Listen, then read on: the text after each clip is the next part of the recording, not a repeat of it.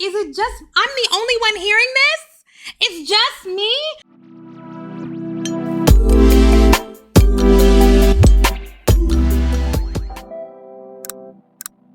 Hey y'all, how are you doing? I'm great. Thank you so much for asking. It's me, Kim, and I'm back for another video. Let's go ahead and talk about the 2022 BET Awards. So I decided instead of doing another boring blah like recap where like Taraji did this and Doechii did that. No. I'm gonna do what I do best, which is rank things. So we're gonna talk about the BET Awards performances from worst to best, from flop to fave. And I wanted to make sure to talk about the BET Awards because, you know, their tagline now is culture's biggest night. And that is BET talking big shit, right? Big shit talking, but they're not wrong. You know, I'm thinking about why that is. Why has it become so big, such an event? There are a couple of reasons why the BET Awards have risen in importance. It's because over the past 5 to 10 years, there's been like a psychological shift where more and more Black artists are saying, look, instead of us going to the Grammys and begging them to recognize us and crying when we don't get what we feel like we deserve, let's put more investment into Black stuff that centers Black art, that celebrates Black people, where we can come together and love on each other and it feels like a family reunion, right? And so I love that more and more A-listers and up-and-coming artists are not only coming to the BET Awards, putting everything that they have into their performances, but also I thought it was a great and really touching thing when Latto won and got really emotional because this not only is her first award, but it means something to her that it's a BET Award. I think for a long time, there was that anti-Black stigma about the BET Awards being the bottom of the barrel, right? It's giving anti-Blackness because even though the BET Awards have always, in my mind, had the best, most iconic performances, right? Michael Jackson, James Brown, Frankie Beverly and Maze, Beyonce's debut performance, Usher. Even though I think they've had the creme de la creme of performances, people just didn't care about the statues. But, you know, the BET is not perfect, right? And we'll get to the issues that BET has a little bit later. And it's also because of the blackening of mainstream pop culture. Now that rap, hip hop is the biggest selling genre, Black artists, Black music is ubiquitous. That's why I thought, let's make sure to talk about this because what happens here says a lot about where our culture is going. Overall, I thought the show was fine, but it was long. I counted 12 performances. If I missed one, sorry. It was just too long. But let's get into the rankings. We're starting with the worst and moving our way up to the best, okay? The worst performance of the night, Giveon.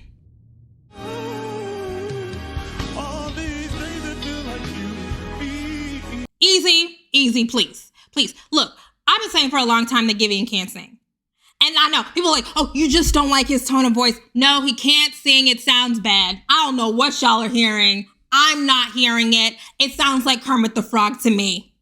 Didn't like it, okay? And so he got up there and immediately was off key. Now, Giveon does say that something was going on with his inner monitors. He couldn't hear himself. The microphone was off. You know, we saw him fiddling with it. Okay, dude. But I don't think he would have sounded good anyway. He sang a medley of songs that I'm just not a fan of. I mean, it is what it is. What I will say about Giveon, though, he is attractive, okay? Pretty privilege.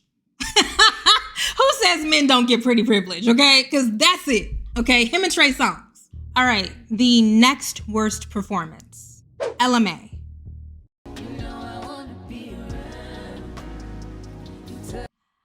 I do not get it, you guys. I don't. And sometimes these people be so big and so popular, and I'm just sitting back here like, is it just, I'm the only one hearing this? It's just me? That's how I feel about LMA. LMA sings 4.5 notes, 2 of them flat, right? 2 flat, 1 sharp. I don't think that she has a good voice. I don't think that the songs are good. I liked Boot Up as much as anybody liked it, okay?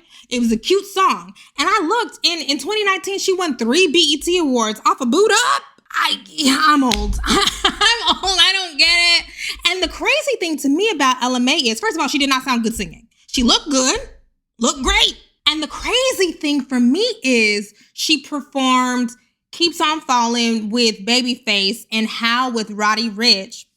And I'm like, okay, look, Babyface has worked with the best vocalists of the past 50 years. Every single one of them won a Babyface song. He's seen the creme de la creme. Is he not hearing it? Like it's so confusing to me, because even in that performance with Babyface where she's standing there next to him, I'm like, this man is a genius. He has to be hearing it. Again, pretty privilege. LMA was singing to a backing track and the backing track sounded bad. Now, look, I'm not mad at Babyface. I'm not going to knock his hustle. He obviously has been paying attention to how much millennials love Can We Talk and wants to ride that wave, fine. But don't pee on my leg and tell me it's raining. Those same 3 notes, no, absolutely not. And honestly, that LMA performance reminded me of this video so many of y'all have been sending me. And it's called Why the New Girls Can't Sing. And LMA, got discovered by DJ Mustard, I believe, singing covers in her bedroom. And I think that we are collectively, as a culture, as an R&B culture, a soul music culture, we are really losing things when the biggest stars grew up primarily singing to themselves in their bedroom. Now, I don't think that there's anything wrong with singing to yourself in your bedroom. I like a good cover as much as anybody else. But you don't really have to refine your skill. You don't have to have stage presence. When it's just you and the audience who's going to big you up no matter what you do, I do think that that is extracting a lot of the soul and talent. And I don't know, there's always for me something so extraordinary about a great R&B singer, a great soul singer, and we don't have it. We get LMA. Next, Chance the Rapper. I feel a lot of empathy for Chance the Rapper, because I feel like after that huge success of Coloring Book, which honestly is one of my favorites, I don't know, he's cursed, you know what I'm saying? Did somebody put roots on Chance the Rapper? Because he just cannot catch a break, right? So Coloring Book blew up. It was so good. And then he released the next album, The Big Day, which was a big flop. And people just ridiculed that man, dragged that man. And now it feels like he's just clawing, trying to get a fraction of the success that he had with Coloring Book, which was technically a mixtape. I don't know if he's gonna get there. And this definitely is not gonna get him there. This song was called The Highs and Lows. He performed with Joey Badass. And I see the vision kind of, but it was boring. I know you're trying to do something new and interesting with the words on the screen, but the song wasn't good. There wasn't a lot of just stage presence, charisma. There was nothing that drew me into that performance. And it's I don't know. Was Chance a one project wonder? I hope not, because I do think that he's talented, but something is not clicking. It's not clicking, Chance. And for how much we loved Coloring Book, it's just crazy that I just don't even care. I don't care to listen to what he's releasing. And I guess one of the reasons why I feel so, iffy about it is because I know for sure that Chance the Rapper is a good dude, a stand-up dude, loves his wife, wants to take care of his kids, wants to do great in Chicago, wants to help people, help my auntie Anita Baker get her master's back, right? It's just the music is not hitting. Go back to the drawing board, please, so we can support you. Next, Jack Harlow.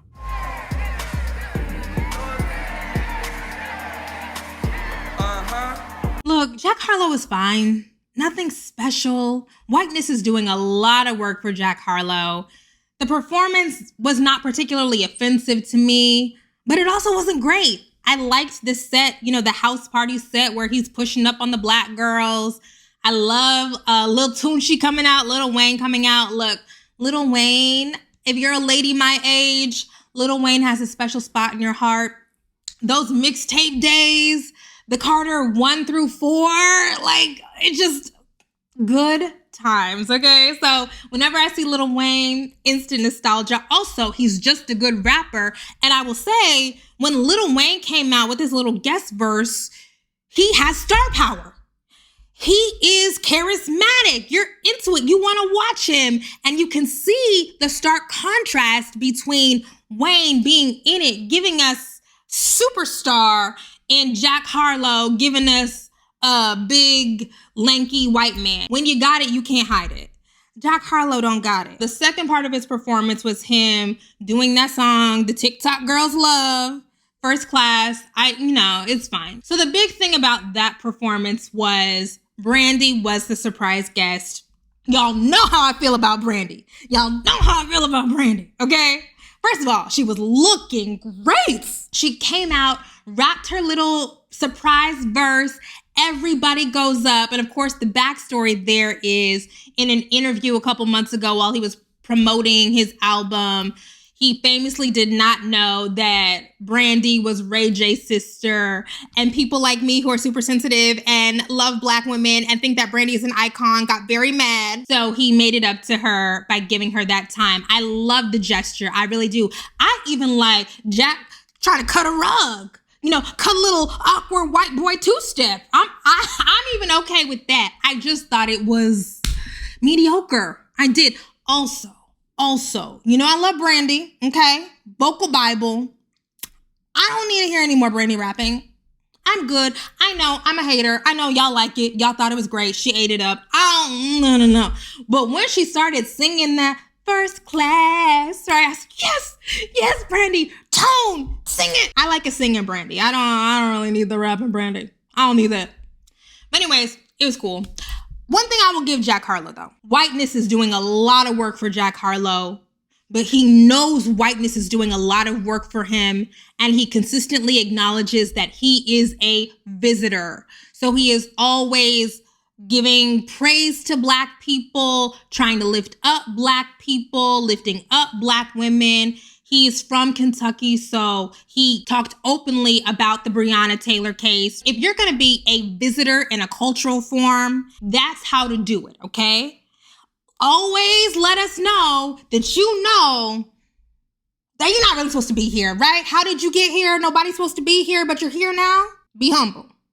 And I guess I like that about Jack Harlow. I also like, he wore the Lil Nas X t-shirt on the red carpet. We'll talk about that later. All right, so those were like the bottom of the barrel performances, whatever. Now we're going to get into like the mid-tier performances. Next, Fireboy DML.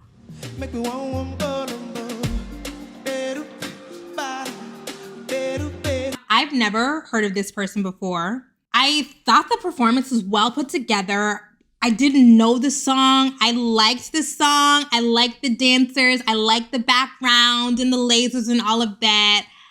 I don't really have a lot to say on this because I'm not super familiar with the Afrobeats world. But what I will say about the Fireboy DML performance is I think it's actually really a shame that it's taken BET this long to get an Afrobeats performer on the main stage. Afrobeats has been popping off in the United States for a good 3-4 years. When did The Gift come out? Because by the time Beyonce got on it, it had already been a couple years. Why have we not had Burna Boy? WizKid. Anyways, I thought it was cute. I don't have a lot to say because this is just not my area of expertise, but he came, he delivered. I hope that he's proud of himself. Next, Maverick City and Kirk Franklin.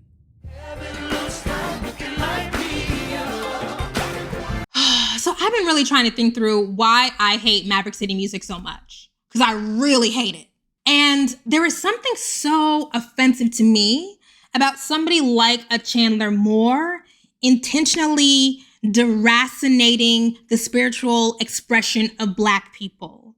There is something so sacred to me about gospel music because it is so unique to Black Americans' experience in this country, and because it is the foundation of so many other art forms of rock, of R&B, of soul music, of blues. And so, I don't know. I don't like the black man with the white wife being like, my music is for everybody, right? It's a real all lives matter approach to something that I think is just so important. You know what I'm saying? And yes, I get it. In 2022, we're taking in all of these inputs. So I understand how Christian contemporary music is going to come into the Black artists. I understand why CCM is so just pushing on the artistry of Black gospel, but I don't like that at all. Because it's like CCM is a ripoff of gospel. And so it's just this weird circle, right? An Ouroboros, is that what it's called? You know, the snake eating its tail of Black people, Black gospel artists chasing the CCM that's chasing the Black gospel artists. Genre is fake. I've said this before, genre is fake, but it's like seeing the impact that extractive relationship that white gospel and white Christian artists have had on Black gospel, and then seeing us just like take that on and be like, oh, this is it now. I don't like it, you guys. And you know, this is one area I'm very progressive. I feel like culturally, gospel music is one area where I really am a traditionalist because I feel like it is a historical artifact.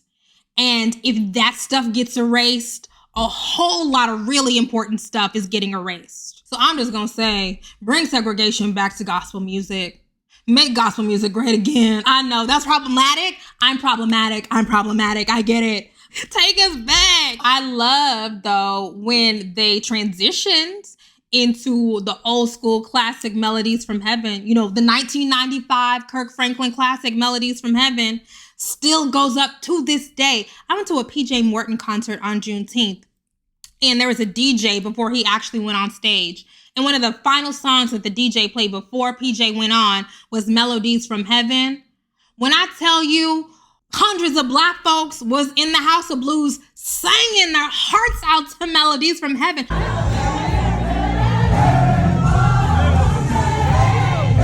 Doing all the parts, la la la la la, it fall on me. I want more of that and less of the other. And you know, Kirk Franklin's still looking good. He's holding up. He's doing something to his face. He is. But that's fine. That's fine. Okay, the next performance in our middle tier, the Billy Porter ballroom culture performance. What was it? A skit, a vignette, a performance? I like Billy Porter a lot. I think he's incredibly talented. I love that this super talented Black gay man who experienced so much homophobia all throughout his life has finally gotten his due when he's in middle age. But there is something very insidious about BET choosing to carve out this space to celebrate ballroom, Black queer culture, trans culture for the first time after Lil Nas X called them out for shutting him out of the awards. It feels very opportunistic. It feels very fake, okay? Y'all are fake. And so I don't begrudge anybody who participated in that little ballroom segment. It was cute. I love, the girls, getting their little shine. But BET knew exactly what it was doing. They're trying to deflect from the fact that they are so obviously homophobic. And Lil Nas X, easily one of the biggest artists, not just one of the biggest Black artists, one of the biggest and most influential artists of the past year, getting no nominations. Lil Nas X was nominated for like 8 Grammys, Album of the Year, and no BET Awards. That's suspicious. That's weird. And so it says to me, right, because last year he performed and there was that big uproar because he did the gay kiss. So it says to me that BET is real fine using Black gay folks for spectacle, getting people to tune in, getting them to run up your social media engagement. But when it's really time to honor them in a real way, that you don't want to do that. There's something really, really wrong with that, and they absolutely deserve to be called out on it. I love that Lil Nas X went all the way in on them because it is glaring. It's glaring. Look, y'all know I be going in on Sweetie because I just think that she's incredibly untalented, but so beautiful. If Sweetie can be nominated for Best Female Rapper or whatever, Lil Nas X can get some BET Award nominations, okay? Like, please, stop. Don't play with us. And there's also something about, I've seen a lot of Black gay folks on the timeline talking about, okay, Pose was a culture shifting show, okay? My evangelical Christian mother was DVRing Pose, and they never got their due on the BET Award. Not until you get called out do you really make space like that for Billy Porter. I don't like it. Whoever's running BET, Connie Orlando, needs to really take a long, hard look about the way that they are handling Black queer folks, the Black LGBTQ plus community, because it's not right. And I think increasingly we're getting to a point, culture is moving to a point where we're just not going to be overlooking that anymore. Okay, next, the Diddy Tribute. One of the reasons why the BET Awards is where it is now, meaning why we enjoy it so much, why we look forward to it, is because BET puts together the best tributes, hands down. Across the Soul Train Awards, BET Awards, like hands down, right? Like they're getting the people you haven't seen shine. Are you kidding? Okay. So Diddy got the Lifetime Achievement Award. I think that was well-deserved. He has contributed so much to Black culture in all kinds of mediums, from fashion to revolt to Ciroc to music. Like truly the breadth of stuff that Diddy has put his hands in, Puffy, Love, whoever you want to call him, is really, really remarkable. The amount of money he's stolen, really, really remarkable, right? You know, but that's for another day. We won't bring that up right now. His tribute, we start with Jodeci. Oh, them Jodeci, they were trying hard, A for effort. So the fact that they even are here to do that, we're going to give it to them. We're going to give them a pass. Also, we love those songs. We love the Jodeci songs. Mary J. Blige was also a part of the tribute. Mary always looks great. Mary invented blonde hair. Mary, the original blonde bombshell, didn't sound great, I'll be honest. Had a very loud backing track on there. But, you know, somebody else brought this up to me, and we have to really be fair to these people who have been consistently performing for 30 plus years. It is hard on your voice. And, you know, Mary can't afford to take no breaks, okay? You know, she had those little financial situations. She had to take care of her ex-husband. Still got to pay him a good $20,000, $30,000 a month in alimony, right? So she has to perform. And I think that wear and tear is really showing up on her voice. And so, yes, she has, you know, I'm Going Down, a forever classic. Did she hit all the notes? No, but I mean, that's somebody I'm willing to give a pass. Lil Kim also came out. I think she missed her cue at the beginning, right? A little shaky there. Look, there's a lot that we can say about Lil Kim. Like that's a whole nother video, right? Like, in fact, let me write that down because we got to do a Lil Kim deep dive because there's a lot there. What you cannot deny is the verses are classic, right? Want to bumble with the bee, throw a hex on your what? Whole family. I love that she still gets to come out and do her dance. Okay. And then next, Diddy came out and did his little Diddy bop. He's still releasing music. And Shine came out. Okay, so for the kids, I know the kids be watching me. Shine, rapper from the 90s, early 2000s, got arrested, got deported back to his home country of Belize. And now he's like in the Belizean parliament, right? And so that's why when he came out, like, you know, in his, business suit and, you know, the flag of Belize like drapes down. I'm like, I love it. Love it. Okay. Noticeable absences, obviously Mace. You know, Mace says, I'm not gonna be fake, right? Mace said, you owe me some money, so I'm not gonna be celebrating you. Completely understandable. Busta Rhymes came out for Pass the Cavassier. I'm gonna say, Pass the Ciroc This Way does not sound as good as Pass the Cavassier, but I get it. Black owned, whatever. And then at the very end, we get the I'll Be Missing You with Faith Evans. Obviously, that was really emotional. Look, Puffy's been through a lot. He has, right? So many people in his life have passed. Andre Harrell, his mentor, just passed from COVID. Kim Porter, his ex-partner, the mother of his children, passed suddenly. What is she? She had pneumonia. She passed, obviously, decades ago. Biggie, his best friend, like, it's a lot. You know, I have some thoughts about, the Kim Porter tributes, right? Because, do I want to get into this? Okay, we'll just give a little sneak peek here. I can't help but think about the fact that I'm sure that the grief that Diddy is feeling is real, right? That's the mother of his children. He's a single father now, having to console 3 kids. But I can't help but think about the fact that the reason why Kim and Diddy were not together at the end was because he couldn't stop laying it low and spreading it, right? Like, that is always, it's like, I'm empathetic. I'm sure those emotions were real. But what comes to the forefront for me is how you made this woman suffer, had a baby on her, had 2 women pregnant at the same time. The suffering that you brought to that woman's life before she died. Oh my, and so I'm trying to balance, feeling so disgusted by that with also understanding people make mistakes, grief, whatever. Men are trash. What else can you say? Okay. All right.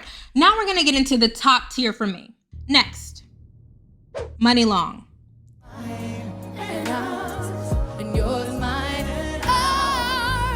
I love that Money Long, aka Priscilla Renee, has been working for so long, toiling, writing songs for people, getting rejected, throwing up YouTube videos. And now she has finally had her hit, right? Like, she's finally getting her moment. We're the same age. And so to see her get to be on the big stage, be able to just hold out the mic because people know hours and hours. There's that other song, Time Machine. I wish I had a time machine. That's so annoying to me, but was really popular on TikTok, right? And I also love that Money Long took that time, her BET Awards performance, to pay homage to Lola Falana, this really iconic performance with the feathers. I thought that the singing was not great, okay? Hours and Hours is a banger, a bop, classic, iconic already. But the vocals that she was giving were not exactly where they needed to be for me. If we could have just tightened that up, especially when you're just kind of standing and singing. Oh, I also loved the costume, that dress and that long chain. She looked, the aesthetic was gorgeous. If we could have just given a clean vocal, I would have been all in on the Money Long performance. But it was good. It was good. Next, Lotto. Never bring her over where I lay my head. I'm just so glad Lotto changed her name. I'm so glad, because it would have been so easy for her to just, ignore us and call us broken haters and all of that. But I'm glad, because we don't have to spend all of our time talking about the horrible name. We can actually talk about what she offers to music. And that's good, because I like Lotto. I think she's really good. And I think that was a really good performance. We talk a lot about how much female artists have to do, okay? You can't just stand there and be lackluster like Jack Harlow. You can't, okay? Female artists and even the rappers have to costume, hair, makeup, choreography. Let's talk about how Lotto was really doing a good job with that choreography. Background dancers, hitting all of the marks, and charisma, stage presence, good songs, okay? It's giving bad, right? I like it. I think that she's good. So she starts off with It's Giving, and then we go into Big Energy. Oh, I hate Big Energy so much, y'all. I hate it. I know this is maybe also a function of my age, but when I hear that fantasy beat, I don't want to hear Lotto rapping. I want to hear When We Walk By Every, right? That's what I want to hear. So it grates my nerves every single time she comes in. But I am glad that Lotto took that time to welcome Mariah on stage. I love Mariah Carey as a singer, a songwriter, but also just as a famous person. Like, Mariah knows how to be famous. She just comes on with the presence and the just like that air and, is singing. I loved it. And I love that we are being really intentional about celebrating Mariah Carey. An icon, a legend, hands down. And I also love, there's that little moment that people were pointing to when she was singing and she gestures to Lotto like, girl, it's your turn. This is a performance. And I think that stuff is important because I remember Lotto saying that when she recorded Big Energy, that she'd never heard Fantasy. Gen Z y'all don't have no cultural memory. No, no understanding of history, right? But she took the time to literally give Mariah her flowers. And I think that matters. It was good, really good. All right, now we're getting into our top 3. Next, Lizzo. It's about damn time. Turn up the music. It means a lot that Lizzo got to open the show for a second time. Because we're the same age, and because I feel like I get Lizzo, where she's coming from, what her references are, what she aspires to, I know that it has to mean so much to her that she gets to be the centerpiece of the BET Awards. I've already said that I like About Damn Time. It's a good disco song. I like the energy. I like that she gets to embrace camp, that she gets to invite all of these bodies that have been consistently marginalized on stage and put them in the center and celebrate them. I like the incorporation of, the big men. We don't get a lot of big men representation on these shows. So I liked that. She started off the performance with the flute solo. I thought the singing was a little pitchy, Dancing was fine. I don't think that was the best Lizzo performance I've ever seen. But I like Lizzo so much that she gets a lot of leeway from me. She does. I just like her. And something that I was thinking about when watching that opening was how there is a direct link between Lizzo opening the BET Awards for the second time with her hit song, because About Damn Time is doing really well. It's number 4 right now. And Monique opening the BET Awards with the big girl dancers, and that being such an important moment, literally being a cultural phenomenon. Look, say what y'all want to say about Monique. I don't care. I'm always going to be Team Monique because I think it takes so much chutzpah, so much courage and tenacity to do what Monique has done in culture, especially in Black culture. And so to see that real clear through line from Monique 20 years ago to Lizzo today, being serious, well-respected, popular artist, I love to see that. And I'm also thinking about when I was watching that performance and her in that really cute, little disco ball outfit. Loved that outfit. Loved the hair. Loved the makeup. But also thinking about, Beyonce coming back with the house song Break My Soul, and how there's also that connection between, Black artists giving us up-tempo, dancey, joyful music, right? There's also that connection there. There's something about us coming out of this sustained pandemic period, barreling toward a recession period, to be honest, and the biggest artists in Black music tapping into a really specific frequency.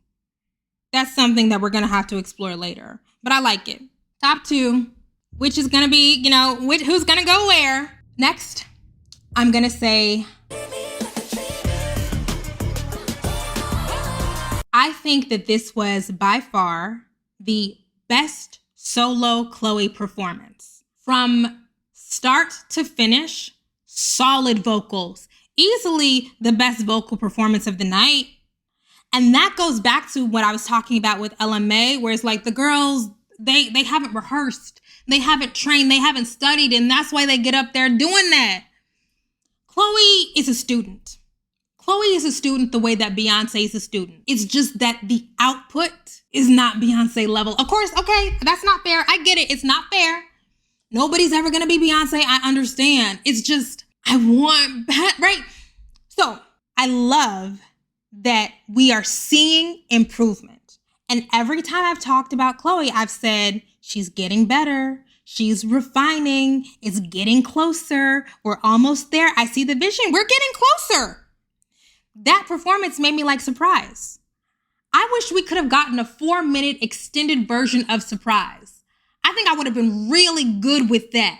Okay, especially for the BET Awards, the more R&B vibe, that Scott Storch beat, wonderful stage presence, crystal clear vocals. She was hitting all of that choreography. I loved the costuming. She looked great. It's just that the songs are just not. It's so frustrating when I'm like, the only missing piece is the songs. That's it. We saw the work. We saw the rehearsal. We saw the vocal training. When I see Chloe doing her thing, it doesn't feel sexy to me, but I'm not the target demographic. It's fine. I've accepted it. It does feel well executed, though. Very well executed from start to finish. So I think that she really should be proud of herself. I saw where Beyonce sent Chloe those flowers saying, "I'm so proud of you." Absolutely. She should be really proud of herself. Was it a superstar level performance? Almost. Let me just tell y'all, whoever came up with that surprise to Freak Like Me transition, Freak Like Me is an old school song by Adina Howard. Old school nasty song, okay? Whoever came up with that, if that was Chloe, if it was her team, brilliance. Perfect. Oh, that's my part. I've watched that performance many times. I always go straight to that part. I just wish we could sustain that energy throughout the whole performance, you know? That's it. But great performance. Great. I'm going to say great performance. And finally, we're here for me, the absolute best performance of the 2022 BET Awards. Doechii.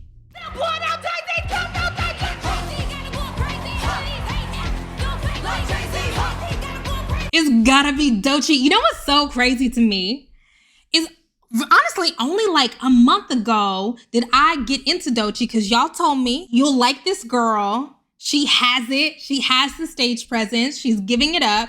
And I was like, okay, like I'll. And that performance, I'm a Doechii stan. No, that's what you're supposed to do, right? Like if you get a shot to make it onto the big stage, you're supposed to do what Doechii did. First of all, Persuasive and Crazy are good songs. I so appreciate that she does not waste spectacular stage presence, charisma, incredible dance ability on shitty songs. Thank you, Doechii, please. Because I'm tired of sounding like a hater. I want y'all to thrive, okay? I want y'all to win, but just give me something to hold on to. I've had Persuasive stuck in my head since the BET Awards because it was good and the performance made me like the song more. I know that in the beginning, it seems like she had a little bit of trouble getting out of that harness, and so it slowed down the momentum at the beginning, but she, caught up, hit the choreo, so good, full out. Also rapping live, singing live, so much energy. And it was so vivacious and fun, And then when they pan out into the audience, people are just into it, right? Because it's magnetic. It was electric. A Star Is Born, for real. For real. And even if it was not perfect with those little hitches with the harness at the beginning and she got tangled up in the wig when she was trying to take it off, it does not detract anything for me because it was that good. It was that good. And I'm so happy for her and I'm proud of her. And I will say that one of the good things about the A-listers staying home is that it frees up space for somebody like a Doechii who is really on the come up, right? Like she doesn't have any bona fide hits, but it allows her this space to just, I don't know, shock the world. And I just feel I feel like I know her. I'm proud of her like I know her. A+++. Immaculate. All right, you guys, that's it. That's my roundup. It's Doechii. I'm all in on Doechii, baby. I'm all in. Okay. How did you feel about the BET Awards? What was your favorite performance? Let me know down below. Hit me up on Instagram or Twitter. Like, share, subscribe. I'm going to be back with another edition of Pop Girl Pyramid, okay? Because Beyonce just came out, so I have some things to say. So I'll be back soon. All right, bye.